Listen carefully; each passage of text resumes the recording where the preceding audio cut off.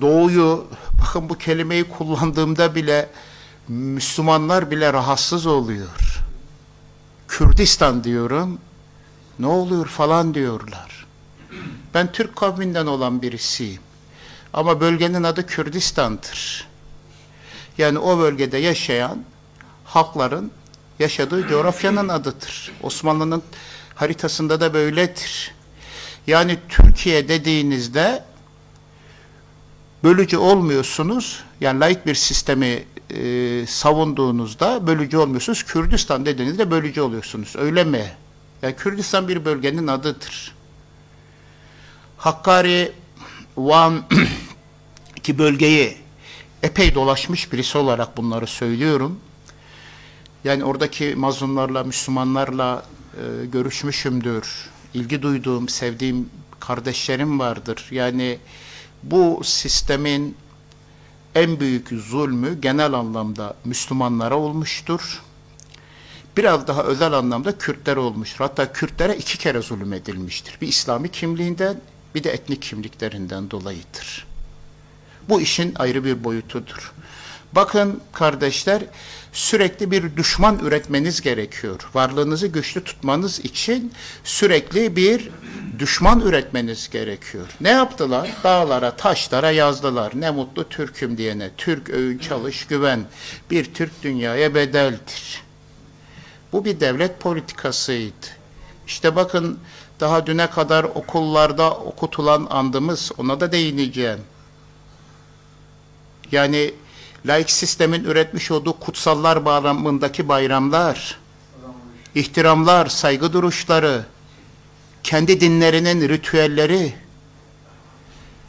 Yani bir adam Mustafa Kemal'in portresi altında laik seküler sistemi temsil eden, sembolize eden sembollerin yanında övünerek resim vermekten, tutunmaktan, onunla beraber görmekten çekinmiyor. Değil çekinmek, övünüyor. Yani zihnin nereye geldiği açısından bu önemlidir. Dolayısıyla kardeşler, laik sistem bu yönüyle 2 yönlü bir düşman üretmiştir. Tehdit oluşturduğu zannıyla düşman üretmiştir. 1 Müslümanlar, 2 Ermeni, Yunan ve Kürtler. Tabi buradan sistem sürekli kendisini yenilemiştir. PKK'nın ortaya çıkma süreciyle alakalı da ben burada konuşma yaptım. 12 Eylül sürecinde Diyarbakır cezaevindeki Kürtlere yönelik işkencelerdir. Eğer Diyarbakır cezaevi günlüğünü okursanız, bakın sistemli etnik işkenceler yaptılar. Bunların yatacak yeri yok.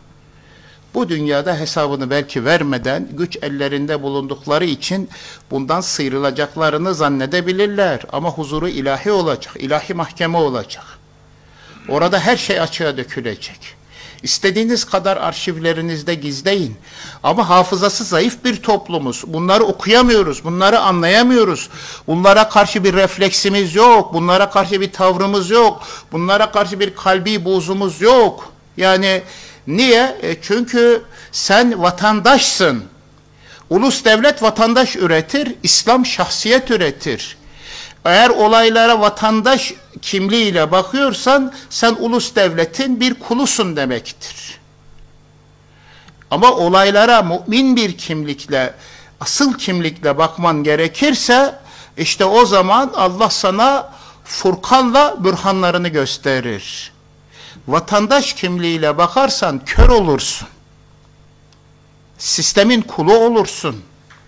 O zaman senin değer yargılarını küfür belirler. Ama mümin olmanın gayretiyle hareket edersen Allah Azze ve Celle sana, tabi bir müminin hayatında Furkan olmalıdır. Eğer Furkan'ı sahiplenirsek Allah Azze ve Celle bize hakkı batıldan ayırt edebilme iradesi, gücü, basireti, hikmeti verecektir. İşte o zaman fıkh etmek ve fehmetmek başlar.